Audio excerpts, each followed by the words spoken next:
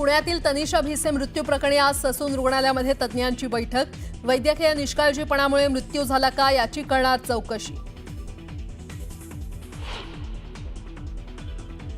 पुण्यातील दीनानाथ मंगेशकर रुग्णालयाच्या कारभाराबाबत राज्य सरकारसमोर 2 अहवाल सादर। चौकशी समिती अहवालावर आजच्या कॅबिनेटमध्ये चर्चेची शक्यता।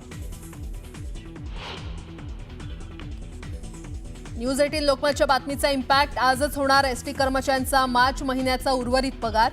महामंडळाला 120 कोटी देण्याचा GR जारी। नागपुरातील शिक्षक भरती घोटाळ्याची व्याप्ती आणखी वाढण्याची शक्यता। बनावट कागदपत्रांच्या आधारे अपात्र शिक्षकाला नियुक्ती दिल्याची तक्रार।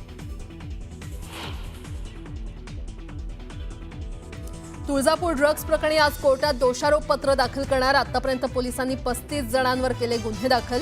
14 जणांना अटक तर 21 जण अद्यापही फरार। अभिनेता सलमान खान धमकी प्रकरणात बडोद्यातील एका आरोपीची ओळख पटवण्यात पोलिसांना यश। धमकी देणारा मनोरुग्ण असल्याची माहिती। मुंबई पोलिसांनी पाठवली नोटीस।